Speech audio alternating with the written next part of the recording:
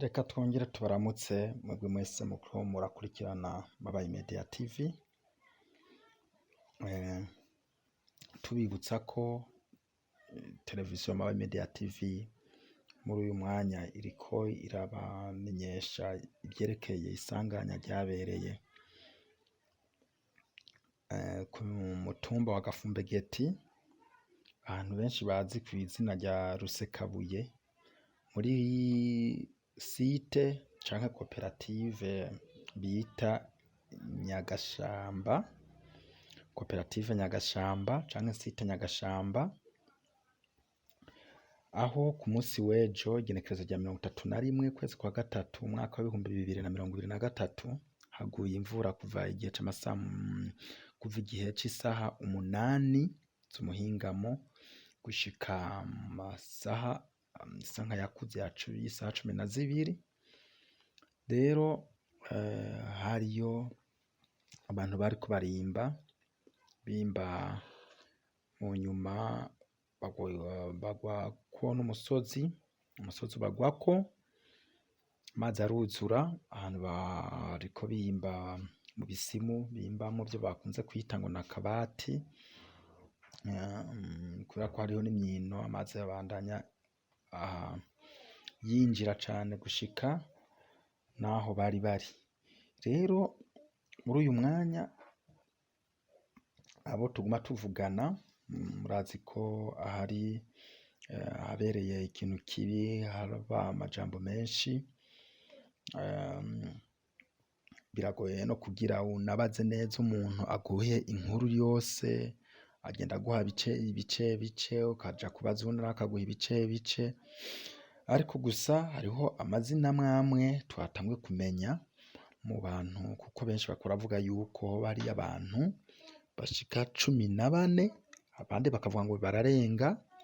Gushika iyi saha nkuko twamye tubivuga, biragoye kumenya igitigira nyezina amazi yafungiriraniye muri ivyo bisimu canke muri iyo myino, ariko abenshi baguma bavuga abantu 14, abandi bakavuga ko 14 boba barenga. Hariho abo rero bamaze kutubwira amazina amwe n'amazina y'amatazirano batazirana nyene iyo bariko barimba. Hariho nk'uwo batubwiye yitwa Mvenyi, hariho batubwiye yitwa Niyizonkiza, bamwe bavuga ngo ni Niyizonkiza abandi bakavuga Niyizontuma, hari n'uwo bavuze yitwa Nkundimana, hari n'uwo bavuze yitwa Ndayikeza, hari uwundi bita Bizimana, uwundi Adolphe, Jonasi, Bayisingize uwo bakunze guhamagara Amaboko, hariho n'uwo bita Jackson Singura, hari n'uwo batubwiye yitwa Bayisingize bakunze guhamagara Kibuyu, hari n'uwundi batubwiye yitwa Ndayambaje. Amazina 11 niyo bashoboye kutubwira. Hari uwukubwiye 2 aca agenda uwundi akabaza uwundi. Muri make biragoye ko ushobora kuronka umuntu mushobora kuganira umwanya munini kandi birumvikana. Rero n'amarira menshi ku misozi ibiri, umusozi wa Gafumbegeti hamwe n'umusozi wa Rutorero, kuko abenshi bahimba bahora baba kuri iyo mitumba, ibiri mvuze, Gafumbegeti na Rutorero. Ndabibutse ko iyo mitumba iri muri komine ya Mabayi mu ntara ya Cibitoke.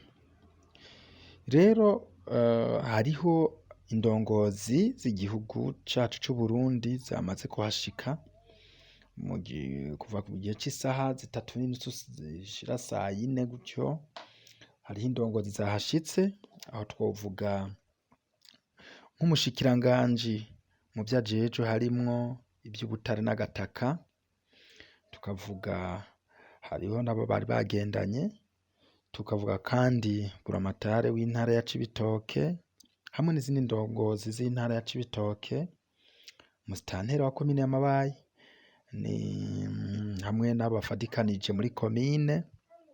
Eka hari haje bajeje gukingira impanuka, abo bakunze kwita abakora muri protection civile, eka twabonye na bamwe bo mu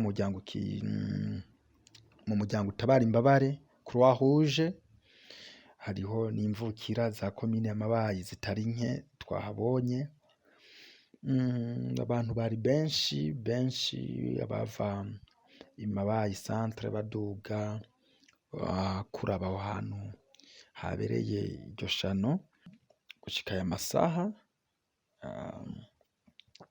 naho turiko turababwirwa gushika aya masaha nta muntu n'umwe arashobora gutorwa, nta kiziga na kimwe kirashobora gutorwa. Amazi ni menshi cane nkuko tuba twabibabwiye kare, ivyo bisimu ni vyinshi kandi ni ibisimu bihanahana amazi, rero kimwe kirimwo amazi n'ikindi kiba kirimwo amazi, ariko kandi ipompo ziguma ziza ku bwinshi, ziza zije kuraba ko bokongereza kugira zivome ayo mazi. Mbere twanabonye n'abo mu maboko bafashije ipompo, bafise utudobo bayora badugana hejuru bazasesa hejuru. N'ahantu harehare cane kuko nkuko amakuru baguma batubwira abahazi neza, hari abatubwira yuko mu kuja hasi hoba hariho imetero 20, ugaca ukora n'izindi metero zigenda hirya zo mu mwino zishika 40, abandi bakatubwira ngo ni metero 14. By'ukuri biragoye gutora amakuru nyezina uhari kubera havugwa byinshi, ariko ico twobamenyesha co ni umubabaro mwinshi, abamama, abana, abapapa, imiryango yabuze. Urabona ko mu ncamake muri komine y'Amabayi ntihatekanye kubera iryo sanganya ryabereye muri ako gace ka Rutabo, cane cane ku mutumba wa Gafumbegeti, ahantu bita kuri Rusekabuye. Rero uyu munsi kw'itarike ya mbere y'ukwezi kwa kane umwaka w'ibihumbi 2023 hari hategekanijwe ibikorwa rusangi vyari kubera kw'ibarabara riduga rica ahantu bise hitwa ku Ruronge, nkuko twari twabisomye mu canditswe gisimyeko na nyakubahwa musitanteri wa komine ya Mabayi,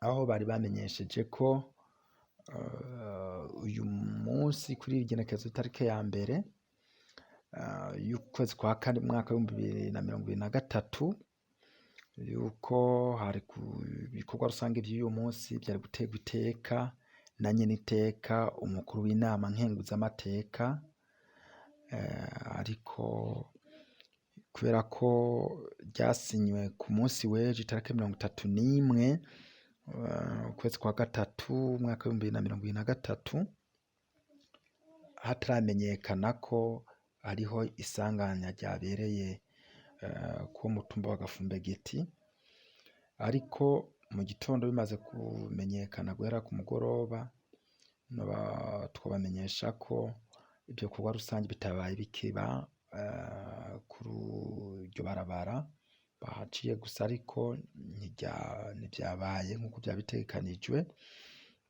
ahubwo abategetsi bari bashoboye gushika i Mabayi bose baciye baduga baja aho hantu habereye iryo sanganya. Rero n'ubu Mabayi Media TV irabandanya kubashikiriza amakuru, ziratoratora hirya no hino gushika tumenya amakuru yido nido, amakuru y'imvaho. Tubanaye tubashimira rero, tubibutse ko kugira ukurikirana amakuru yacu vyoba vyiza wiyabonesheje, raba kuri s'abone canke subscribe kugira ushobore kubandanya ukurikirana amakuru yacu vyoroshe. Nuko rero tukatubashimire cane mwebwe mubandanya mudukurikirana, basigaye turasubira mu mwanya uri imbere.